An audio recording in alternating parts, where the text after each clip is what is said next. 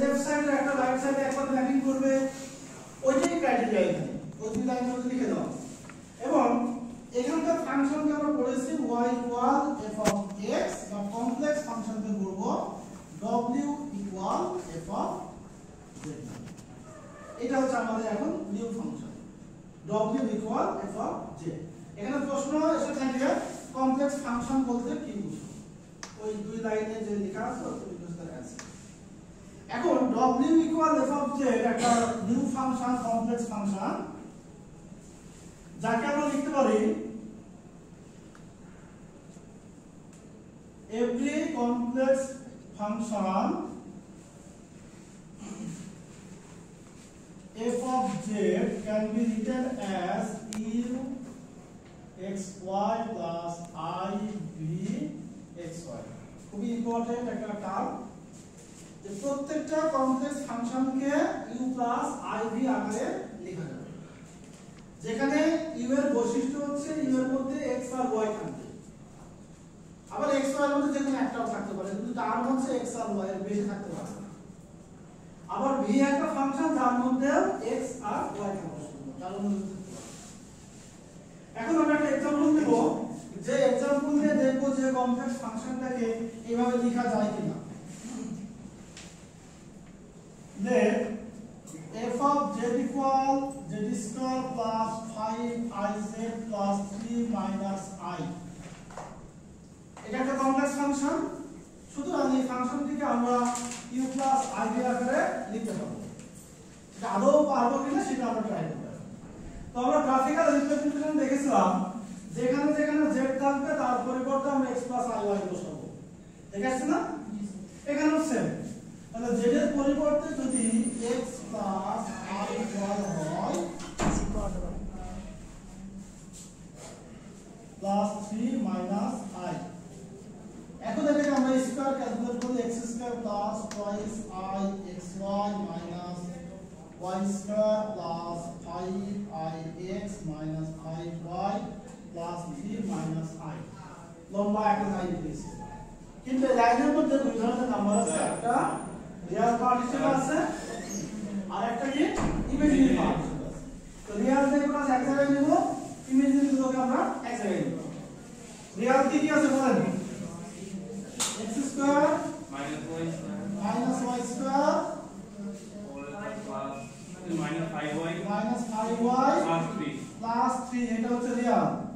আর যদি আমরা I common নিই তাহলে কি কি পাবো? 2xy plus 5x minus 1। দেখেন তো এই নিচের তিনটা লাইন বুঝুন কিনা? একটু ভালো মতো নজরে বসে টাইপের প্রশ্ন পরীক্ষা থাকবে ইনশাআল্লাহ স্যার। সো গল্প না করে বোঝার চেষ্টা করেন, একটা প্রশ্ন মাস্ট থাকবে এই নিয়ে। আমরা z এর পরিবর্তে x প্লাস iy বসিয়েছি, এর পাওয়ার ক্যালকুলেট করে রিয়াল ইমাজিনারিকে সেপারেট করেছি। আমাদের কথা ছিল যে যে কোনো কমপ্লেক্স ফাংশনকে u প্লাস I v আকারে লেখা যায়। এখানে u টা কি রিয়াল না? জি। আর v টা ইমাজিনারি। তাহলে আমি কি বলতে পারি যে u x, y plus I v x, y where u equal x square minus y square minus 5y plus 3 এবং b হচ্ছে twice xy plus 5x minus 1 লেখা যাবে। এটা u হচ্ছে প্রথমটা আর b হচ্ছে দ্বিতীয়টা। এর ভয় কেন দুজন স্যার 8টা সমস্যা স্যার আজকে ভোরে উঠা হয়েছে তো 8টা থেকে ক্লাস কিছু বলার নাই, কি করব রুটিনে আছে। আমার ক্লাস তো আধা ঘন্টা পরে ছিল। জি স্যার থ্যাংক ইউ স্যার, ধন্যবাদ। টাকা পাওয়া গেছে, আরো দেখি যতটুকু সময় দেব নিয়ে নিই, যেহেতু গত ক্লাস আপনারা করেন নাই। এটা মোটামুটি অবস্থা দেখতে গিয়ে 4:30 আসতে পারে। ঠিক আছে, আমরা চেষ্টা করি। ওকে এই সাইলেন্ট। তাহলে দেখেন u হচ্ছে প্রথমটা, v হচ্ছে দ্বিতীয়টা। এখন u আর v কে আমরা ডিফারেন্সিয়েশন করব। ডিফারেন্সিয়েশনের ফর্মুলাগুলো আপনারা লিনিয়ার অ্যালজেব্রাতে শিখে আসছেন। গ্রেডিয়েন্ট ডাইভারজেন্স কার্ভ ছিল না চ্যাপ্টার, সেখানে আপনারা পার্শিয়াল ডিফারেন্সিয়েশন পড়েছেন। যারা আমার সাথে ক্লাস করেছেন তাদেরকে আমি পড়িয়েছি। তো পার্শিয়াল ডিফারেন্সিয়েশনের ফর্মুলাটা কেমন আমরা সেটা একটু বলে দিলাম একবার। যদি del del x of x to the power n বলা হয় del del x of x এবং del del x of y square।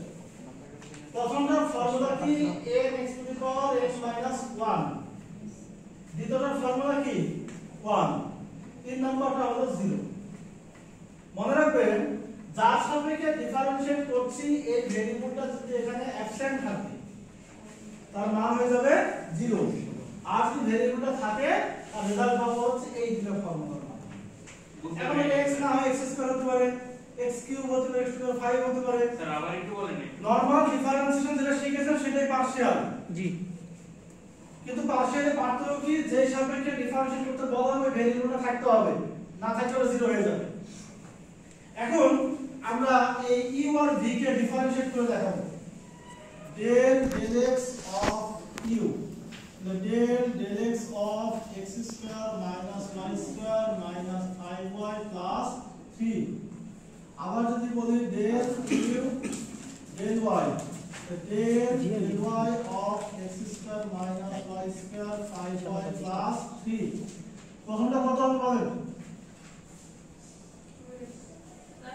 x স্কয়ারের জন্য পাবো twice x, বাকিগুলো কি 0।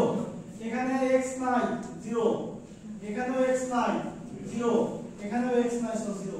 তাহলে পরের তিনটা টার্মে 0। আচ্ছা y সাপেক্ষে ডিফারেন্সিয়েট করতে কি হবে? স্যার y হবে প্রথমটা 0 হবে, পরেরটা মাইনাস twice y, তারপরটা মাইনাস 5, তারপরটা 0। তাহলে এখানে মাইনাস কমন নিলে পাবো 2y plus 5। আবার similarly del v del x, v হচ্ছে 2xy plus 5x minus 1। একে ডিফারেন্সিয়েট করলে কত হবে বলেন? যে সাপেক্ষে ডিফারেন্সিয়েট করব ওই ভেরিয়েবল ছাড়া যদি আরো অন্য কোনো ভেরিয়েবল থাকে ওগুলো আগে লিখে নিবে। যেমন আমার দরকার হচ্ছে x, আমি টুয়াইস y টাকে লিখে নিলাম। x সাপেক্ষে x এর ডিফারেন্সিয়েশন কত? 1। তো 1 লিখলেও হবে, না লিখলেও হবে। আচ্ছা দ্বিতীয়টা কি হবে? প্লাস 5, এটা 0। আচ্ছা তারপরে del v del y, so del del y of 2xy 5x minus 1। প্রথমটা কত হবে? 2x, তারপরটা 0। ওকে, এই চারটা ডিফারেন্সিয়েশন খুব ভালো করে জানতে হবে। বলুন স্যার del v টা আবার একটু বলেন। del v কোনটা? স্যার পদ দুটোর দুইটাই। x সাপেক্ষে ডিফারেন্সিয়েশন, হ্যাঁ x থাকলে রেজাল্ট পাবো, না থাকলে 0 হয়ে যাবে। y সাপেক্ষে ডিফারেন্সিয়েশন, y থাকলে রেজাল্ট পাবো, না থাকলে 0 হয়ে যাবে। আর দুইটাই সংখ্যা থাকে। আর দুটাই থাকলে যেটা আমার দরকার সেটাকে ডিফারেন্সিয়েট করতে দরকার না, সেটা পাশে গুণে বসতে হবে। এখানে x সাপেক্ষে x কে করেছি, 2y কে তো করব না। 2y টা বসে গেছে আর x এর রেজাল্ট 1, সে 1টা আমরা করব। পরেরটা কি? y সাপেক্ষে y এর ডিফারেন্সিয়েশন করলে 1, 2x * 1 মানে 2x। এই চারটা ডিফারেন্সিয়েশন বুঝুন না, একে আছে এখানে। আমরা বুঝার কথা এই টাইপের একটা প্রশ্ন আমি সেটা থেকে বলে দেব, যে প্রশ্নগুলো দিয়ে পরীক্ষায় সরাসরি প্রশ্ন থাকে ইনশাআল্লাহ।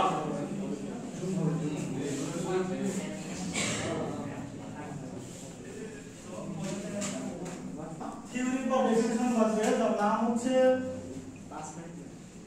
Cauchy-Riemann equation. an equation, এগুলো সব শিটে দেওয়া আছে, আমি একটু পরে বলে দেব কোন পেজে আছে।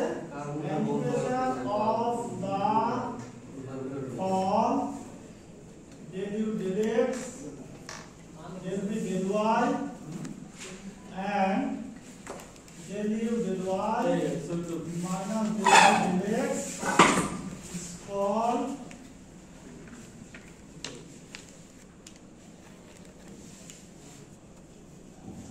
Cauchy-Riemann equation। স্যার এটা আপনার স্লাইডে দেয়া সব দেওয়া আছে। Cauchy-Riemann equation দেখতে পাচ্ছি মূলত দুটো ইকুয়েশন এবং দুই ইকুয়েশনের মধ্যে ডিফারেন্সিয়েশন আছে। ফার্স্ট ইকুয়েশনে কি কি? del u del x equal del v del y এবং দ্বিতীয় ইকুয়েশনে del u del x del u del y equal minus del v del x। এখন এই চারটা ডিফারেন্সিয়েশন একটু মিলান তো, একটু মিলে দিই।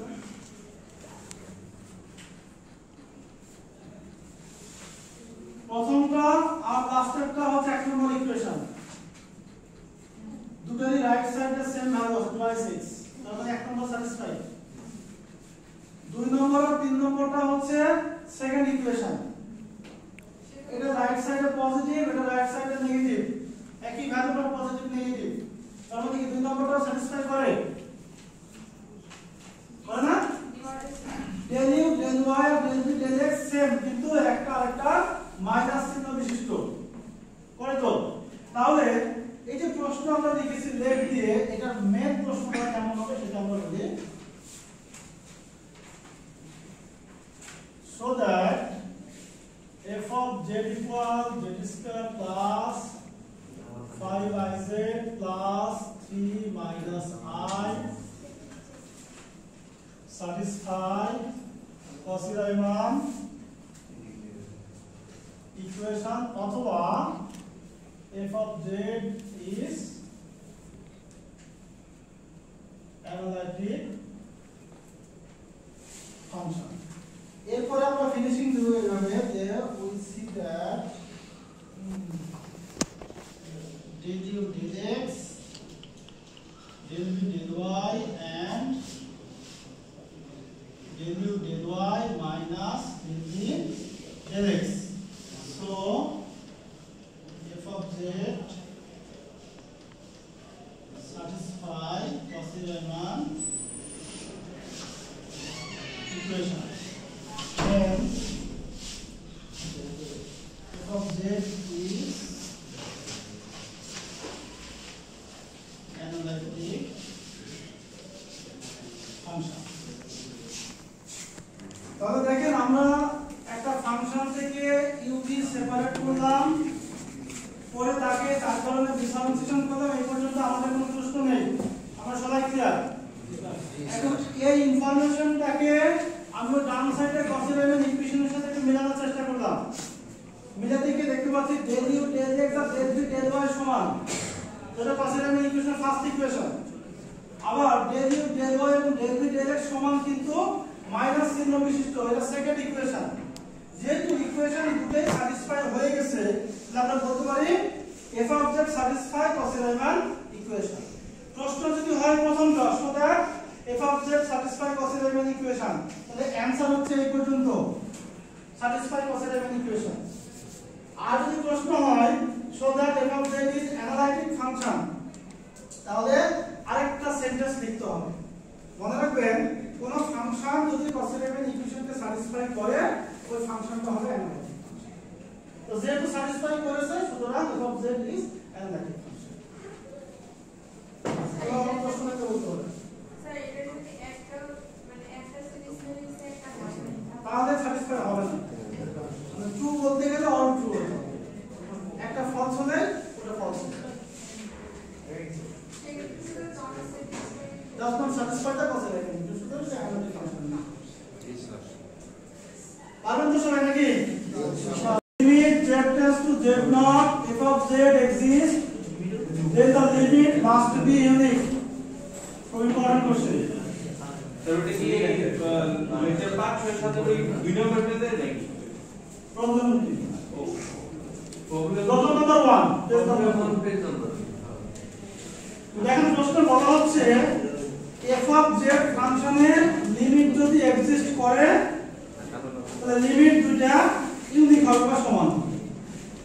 এখন লিমিটের ডেফিনিশন কি? আমরা ফার্স্ট সেমিস্টার লিখে আসছি limit x tends to a f of x equal a।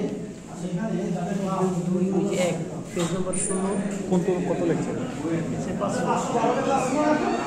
G sir, আমরা 10 মিনিট সময় দেব। জি স্যার, তারা আসলে দেখেন limit x tends to a f of x equal a, এই বলতে পারেন না। আমরা ক্যালকুলাসে লিমিটের ডেফিনিশনে ম্যাথমেটিক্যাল টার্ম করেছি ওইটা, কিন্তু কমপ্লেক্সের ক্ষেত্রে লিমিটের ইকুয়াল এন। এই এত কথা বলেন না, এই আপনি কথা বলছেন না মাঝখানে, বারবার করে বলছি টাইটার ক্লাস আপনারা এখন কথা বলুন। কথা বলতে আমার তো একটা বোঝানো সিকোয়েন্স সেটা তো দেখে চেষ্টা করেন বোঝার। যদি মনে হয় যে আমার প্রয়োজন নাই তাহলে চুপ থাকেন, আমাদের কাছ থেকে বের হয়ে যান, কথা বলে অন্যদের ডিস্টার্ব করবেন না। বলা আছে limit z tends to z1 f of z definition for complex number. প্রশ্নে বলেছে কি লিমিট মাস্ট বি ইউনিক। আচ্ছা ইউনিক প্রুফ করতে গেলে মিনিমাম কয়টা কোয়ান্টিটি লাগে? দুইটা মিনিমাম লাগে, যে দুজনের মধ্যে সে ভালো বা সে দুর্বল, দুইটা লাগে। তাহলে লিমিটের ক্ষেত্রে আমরা দুটো লিমিট ধরলাম, তার একটা নাম দিলাম w1, আরেকটা নাম দিচ্ছি z tends to z0 f of z equal W2 আমাদের উদ্দেশ্য হচ্ছে w1 এবং w2 সমান এটা প্রমাণ করা।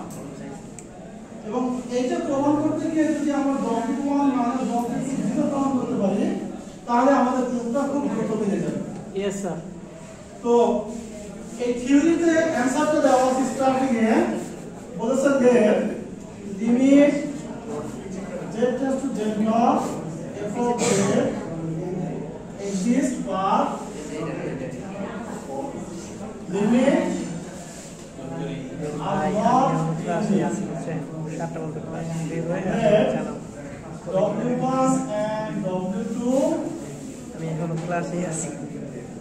be to limits আছি z from definition limit z tends to z0 of z equal w1 and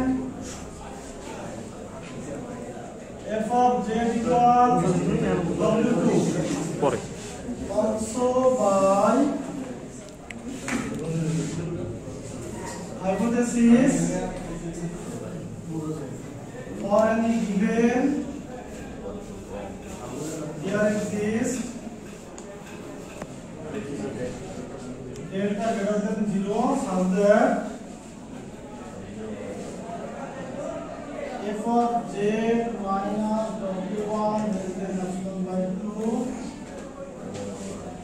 whenever 0 less than z minus z0 less than delta and f of z w2 less than epsilon by 2 whenever z minus z0 less than delta। এই কয়টা information আমাদের মনে রাখতে হবে। প্রথম যে লাইনটা লিখেছি এটা লিমিটের নরমাল ডেফিনিশন, আর এটা হচ্ছে তত্ত্বীয় ডেফিনিশন। তো তত্ত্বীয় ডেফিনিশন বলা হচ্ছে যে কোনো এপসিলন গ্রেটার দ্যান 0 যদি সেখানে এমন একটা ডেল্টা থাকে যেটা 0 এর চাইতে বড়, তাহলে এই w1 এর লিমিটকে আমরা লিখতে পারি এইভাবে এবং w2 এর লিমিটকে লিখতে পারি আমরা এইভাবে। এখন খেয়াল করেন বলেছে এপসিলন গ্রেটার দ্যান 0, তার মানে কি এপসিলন এমন একটা কোয়ান্টিটি যেটা 0 এর চাইতে বড়, তাই না? তো 0 এর চাইতে বড় ভ্যালু কয়টা আছে? এপসিলন গ্রেটার দ্যান 0, তার মানে কি এপসিলনের ভ্যালু 0 এর চাইতে বড়। আচ্ছা কত বড় সেটা তো বলা নেই, যদি কেউ বলে 1 বড় আর কেউ বলে 100 বড়, তাহলে এটা ফিক্সড না। এই জন্য যেটা করবেন বড় ভ্যালুগুলোর মধ্যে সবচেয়ে ছোটটাকে চুজ করবেন। এই 0 এর চেয়ে ইমিডিয়েট বড় ভ্যালু কত? 1। ইন্টিজার বলতে 1 হতে পারে, আর যদি ফ্র্যাকশন বলতে 0.1 হতে পারে। তাহলে আমরা 0.1 চিন্তা করি, তো 0 এর ইমিডিয়েট বড় নাম্বার 0.1, যেটা আমাদের দৃশ্যমান ভ্যালু থেকে দেখতে পাই। অর্থাৎ এপসিলনের ভ্যালু হচ্ছে 0.1। এটা একটু মনে রাখবেন, এটা লাস্টের দিকে গিয়ে লাগবে।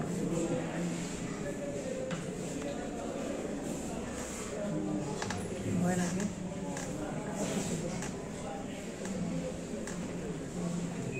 Now w1 minus w2 modulus w1 f of z plus f of z minus w2 less than w1 minus f of z minus w2। আচ্ছা আমরা প্রথম শীটে যে থিওরিগুলো বাদ দিয়েছিলাম তার একটা থিওরি ছিল এমন z1 plus z2 less than modulus z1 plus modulus z2। যদি z1 একটা নাম্বার হয় z2 একটা নাম্বার হয় তাহলে অ্যাডিশন করে মডুলাস আমরা ধরে নিলাম এই প্রথমটা হচ্ছে Z1, দ্বিতীয়টা Z2। এখন আমরা এটা কেন লিখলাম বা কিভাবে লিখলাম? দেখেন আমাদের উদ্দেশ্য হচ্ছে W1 W2 0 প্রুফ করা। শুরুতেই বলেছি আমরা। তো W1 এর সাথে এখানে f of z আছে, W2 এর সাথেও কিন্তু f of z আছে। তাহলে আমি এই জায়গায় f of z একবার প্লাস করলাম, একবার মাইনাস করলাম। প্লাস মাইনাস কেন করলাম? এটা যদি আবার আগের লাইনে আসে। এবং একই সাথে প্রথমটাতে হয় Z1, পরেরটাতে হয় Z2, modulus Z1 plus modulus Z2 লিখতে পারি। এই দুটো টার্ম এখানে মোটামুটি डायरेक्टली আছে। দ্বিতীয়টা হচ্ছে এটা, আর এক নম্বর আছে এর রিভার্স, অর্থাৎ প্লাস মাইনাসের পরিবর্তন আছে।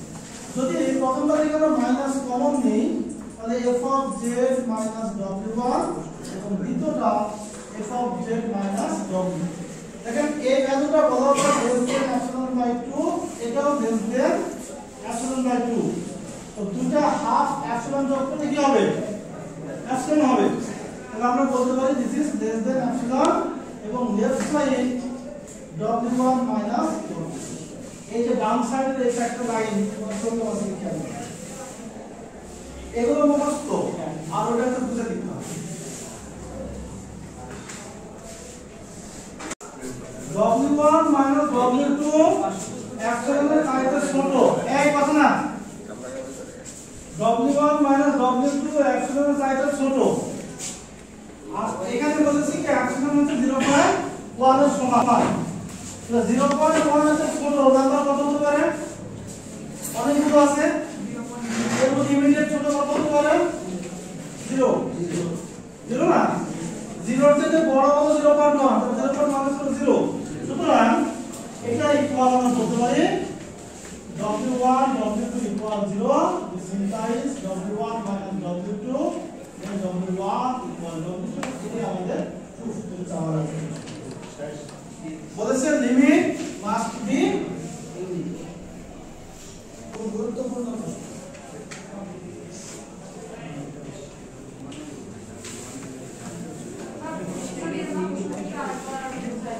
কোথায় কোন জায়গায় সেটা বলেন, পুরো প্রশ্ন বন্ধ হবে না। তো সামনে শিট নাই আছে স্যার, এখানে যা লিখেছি সব মুখে বলেছি আমি, প্রত্যেকটা জিনিস মুখে একাধিকবার বলেছি। এই লেফট সাইড গুলো डायरेक्टली মুখস্থ, এখানে বোঝার কিছু নাই, এটা ডেফিনিশন থেকে পেয়েছি আমরা। এবং শীটে আরো সুন্দর করে লেখা আছে, আমি যা লিখেছি এখান থেকে। আমাদের মেন বোঝার জিনিসটা হচ্ছে এই জায়গায়, এই জায়গায় কোনো প্রশ্ন আছে সেটা লিখতে হবে। স্যার এটা শীটের কয় নাম্বার পেজ আমি বলতে পারি? এটা আমি 2 নম্বর পেজ আছে। আমরা ডান সাইডে যেটা করেছি, এই আপনারা কথা বলুন, আপনাদের যে কথার হিসাব ছোট বাচ্চাদের মতো কথা বলছেন। দেব প্রোগ্রামে পড়াইলে এত সহজ সহজ তো বুঝেন অনেক কিছু, নিষেধ করার পরও কথা বলেন, আপনারা তো সব বুঝেন, এরপরে একই কথা বারবার কেন বলেন? এখন যদি আপনি এই টপিক পড়বো না, প্লাস ইকুয়াল 0, এটা আমাদের টার্গেট।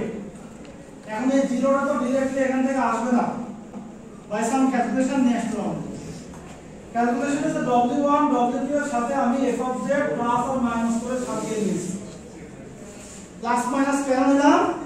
আমরা দেখতে পাচ্ছি এখানে f of z R W1 মিলে একটা টার্ম আছে, এখানে f of z R W2 মিলে একটা টার্ম আছে। এইজন্য W1 এর সাথে f of z নিলাম একবার, W2 এর সাথে f of z নিলাম। নিয়ে এই প্রথম যে দুটো তাকে আমরা বলেছি Z1, দ্বিতীয় দুটোকে বলেছি Z2। এবং ফর্মুলা হচ্ছে এটা modulus Z1 plus Z2 less than or equal modulus Z1 plus modulus Z2। তাহলে প্রথমটার মডুলাস প্লাস দ্বিতীয়টার মডুলাস, দ্বিতীয়টার মডুলাস এটার মান সরাসরি epsilon বাই 2 দেওয়া আছে, কিন্তু প্রথমটার মডুলাসের মান সরাসরি নেই। ওখানে বলা আছে f of z থেকে W1 মাইনাস, কিন্তু এখানে উল্টো আছে। এইজন্য আমি একটা মাইনাস কমন নিয়ে তাকে সাজিয়ে নিয়েছি। এখন মডুলাসের ভিতরে মাইনাসটা বোঝাই গেল, মডুলাসের ভিতরে প্লাস মাইনাস সবই পজিটিভ, যার কারণে কমন নিয়েছি ঠিক, কিন্তু আলটিমেটলি প্লাস হয়ে গেছে।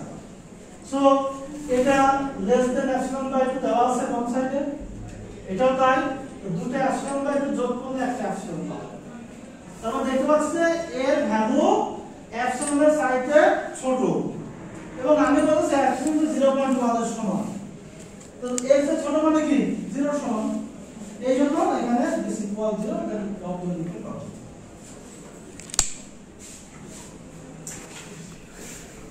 Limit z tends to 0 z conjugate by z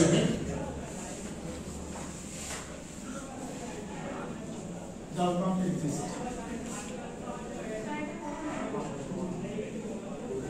We know z equal x plus iy and z conjugate equal x minus iy. If z tends to 0 along x-axis, then x tends to 0 and y equal 0.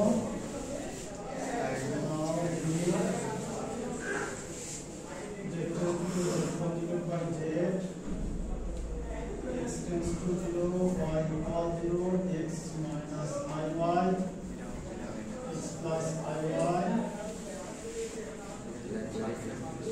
x minus 0, x plus 0 or x by x equal 1. Reader page number কত? আমি বলছি এরপরে page number হলো 30। এরপরে if z tends to 0 along y-axis then y is to 0 and x equals 0. Now so z tends to 0 z conjugate y is to 0 x equals 0 x minus iy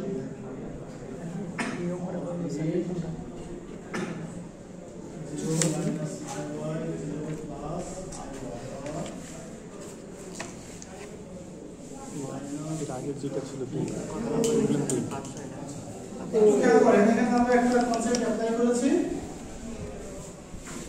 এর second লাইনে বলা হচ্ছে if z tends to 0 along x axis এবং ওইদিকে first লাইনে বলা হচ্ছে z tends to 0 along y axis। এই দুটো টার্ম খুব ইম্পর্টেন্ট।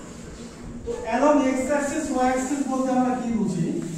আমরা জানি z হচ্ছে কি x plus iy এর সমান। এখন z যদি tends to 0 হয় তাহলে এটা tends to 0 হবে, এটা তো এটা tends to 0 লেফট সাইডে রিয়াল আছে ইমাজিনারি আছে, ডান সাইডে আমরা তাকে রিয়াল ইমাজিনারি সাজিয়ে দিলাম। এখানে রিয়াল দুটোকে ইকুয়াল দিই, দুই ইমাজিনারি ইকুয়াল। ইকুয়াল করতে গেলে এখানে যেহেতু ইমপ্লাইজ সো আমরা এটাকে x tends to y tends to আকারে লিখতে পারি। এখন একই প্রশ্নে x এবং y একসাথে tends to 0 হতে পারে। যেখানে tends to 0 হবে x সেখানে y 0, যেখানে y tends to 0 তখন সেখানে x equal 0। এটা মেজার করবে হচ্ছে z tends to 0 যদি along x axis হয়, যার axis ওইটা tends to 0 হবে আর বাকিটা equal 0, তাহলে x tends to 0 y equal 0। আবার along y axis y tends to 0 x equal 0। এই দুটো লাইন ক্লিয়ার কিনা? ক্লিয়ার। এখন আমরা শুরুতেই বলেছি z যদি x plus iy হয় তো z কনজুগেট নেগেটিভ হবে, এটা আমরা জানি আগে থেকে।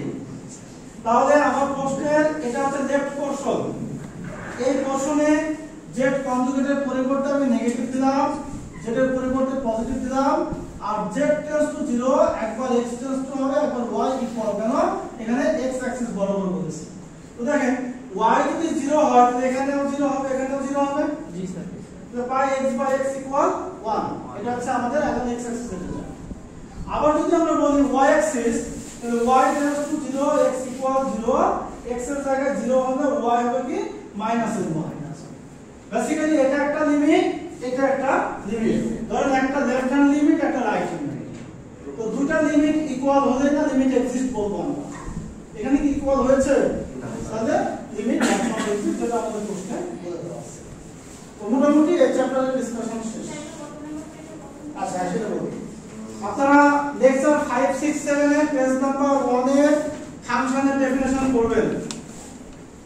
পেজ নাম্বার 2 তে আগে যে প্রবলেমটা ছিল পেজ নাম্বার 2 তে ছিল, প্রবলেম 1 নামে পেজ নাম্বার 3 তে প্রবলেম 2 নামে আছে এটা ঠিক আছে পেজ নাম্বার 2 তে স্যার প্রবলেম 2 এটা যেটা করালাম মাত্র সেটা ও স্যার পেজ নাম্বার 2 তে হচ্ছে প্রবলেম 1 পেজ নাম্বার 3 তে প্রবলেম 2 জি স্যার আর যে কিছুক্ষণ আগে 11 16 নম্বর পেজে বলেছে ওইগুলোতে অ্যাজ ইউজুয়াল আছে এই কথা পড়লে আপনার 5 6 7 কভার হয়ে যাবে ইনশাআল্লাহ স্যার